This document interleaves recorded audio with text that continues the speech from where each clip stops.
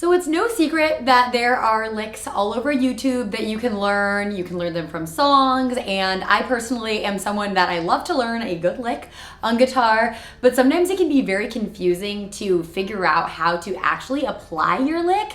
You might be soloing and think, okay, I've spent all this time practicing guitar, and then when it's your big turn to shine, your mind just completely goes blank. So in this video, I wanted to break this down into kind of two simple things that you can think about when learning licks, so that when you go to play your solo, you'll actually know how to use your licks.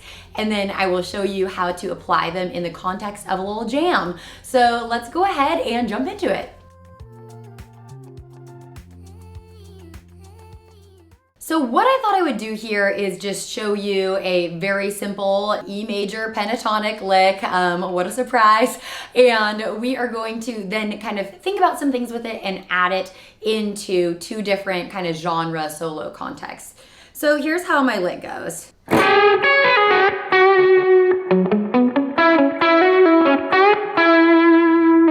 play that again for you.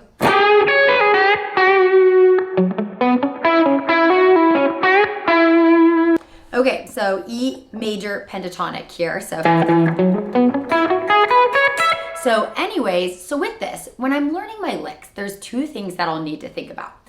First thing is going to be how to change the key. So I like to just think about it all in terms of position. So this one would be super easy to move. So if I'm jamming along in the key of E, I could just throw this bad boy in and I would just have my little lick, and I could add some cushion around it to kind of make my solo more complete. If I was to do like my A major pentatonic scale and I was to do this lick in the key of A major, I would just find my A major pentatonic scale right here, and I could play that exact same lick down here.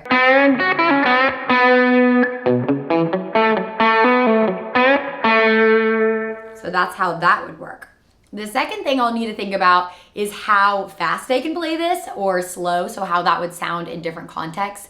So, you might be playing a song and it's a lot faster than the lick you learned, so you'll kind of need to be able to gauge how fast your fingers can actually play that lick, or if it sounds good slow. So here's an example of that same lick if I was just to play it at a different tempo.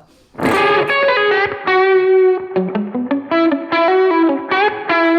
if I was to play it really slow.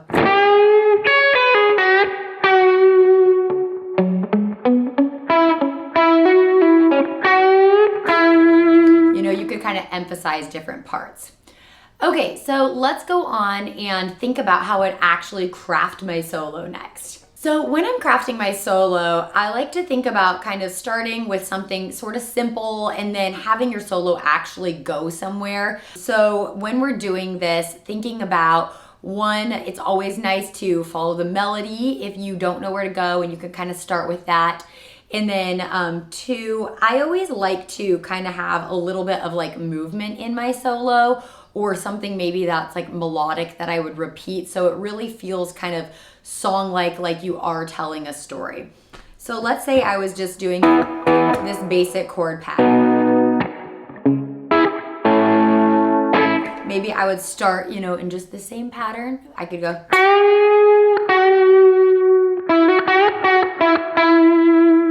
Kind of playing like a little melody. Maybe I could repeat it, do like a call and response lick where I end the second part differently.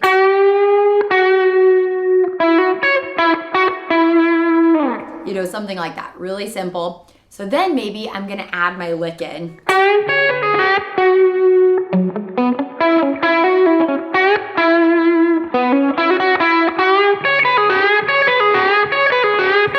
You could repeat now different parts of that lick and start kind of playing off different parts of it. So I could do something like that, like maybe repeat that part, or I could go back to the lower part here.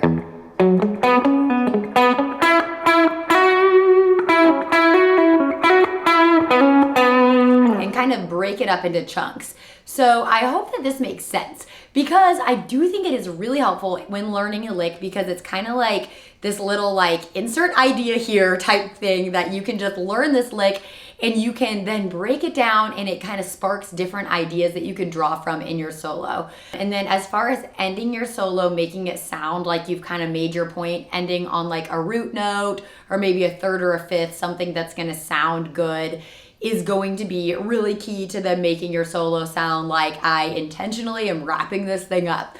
So let me go ahead and show you 2 different ways that we can kind of use this lick to jam in sort of more rock context, and then I'll do a more like jazzy, poppy kind of context.